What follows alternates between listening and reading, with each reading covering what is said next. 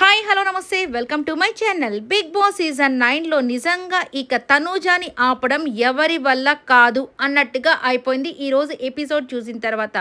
ఎందుకు ఇలా చెప్తున్నానంటే ఆల్రెడీ ఓటింగ్లో దూసుకుపోతూ ఉంది. ఎవరు వచ్చినా ఎవరు ఉన్నా లేకపోయినా తనూజ మాత్రం ఎప్పుడు టాప్లోనే ఉంటుంది. ఇక నెక్స్ట్ ఈ వారం ఎపిసోడ్ ఆమెకు అన్ని హిట్లే ఇచ్చుకుంటూ వచ్చేసారనే చెప్పాలి.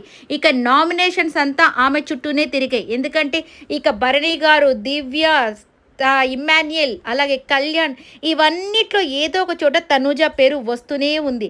ఇక నెక్స్ట్ కెప్టెన్సీ కంటెండర్గా ఎవరు ఉండాలి అని ఈ వారం మొత్తం వీళ్ళు వేసిన ప్లాన్స్, వీళ్ళు ఆడిన ఆటలు, టాస్కులు ప్రతి ఒక్క దాంట్లో ఈమె ఇన్వాల్వ్మెంట్ ఉంది. ఇక ఈ రోజైతే హైలైట్ అని చెప్పుకోవచ్చు. ఇక ఆమెను తీసేసిన తర్వాత నిజంగా ఎవరు ఊహించినటువంటిదే జరిగిందనే చెప్పాలి. ఎందుకంటే చివరి వరకు పాపం అందరితో మాట్లాడుకున్నాను కదా, ఈసారి అయితే నేను అయిపోతానని చాలా కాన్ఫిడెంట్గా ఉన్నింది. బట్ లాస్ట్లో దివ్య వల్ల దెబ్బ అయితే పడిపోయిందనే చెప్పాలి. ఇక ఈమె కన్నీటికి ఖచ్చితంగా ఫలితం అయితే ఉంటుంది కదా. ఎందుకంటే అది ఏదైనా కానీ పాజిటివ్ కానీ ఎవరైనా కానీ పాపం అంటే పాపమే. ఎందుకంటే ఇన్ని రోజులు కష్టపడింది ఒక్కసారిగా చేయి జారిపోతే ఎవరికైనా బాధ కాబట్టి ఇక ఈమె టాప్ అంతే.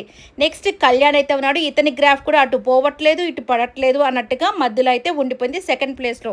ఇక థర్డ్ ప్లేస్లో సుమన్ శెట్టి గారు.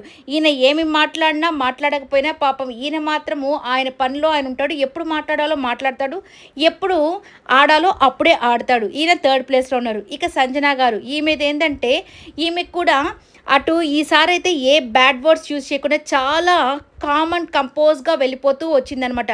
సంచాలక కూడా ఆమె ఎక్కడ కూడా అన్ఫేర్ చేయకుండా ఆమె ఆట ఆమె ఆడుకుంటూ, అలాగే ఆమెకి కంటెండర్స్గా లేకపోయినప్పటికీ రెబల్ ఆమెనేమోనని సందేహం అందరికీ కలిగించి కొన్ని కన్ఫ్యూజన్స్ క్రియేట్ చేసి ఆమె ఆట అయితే బాగా ఆడింది.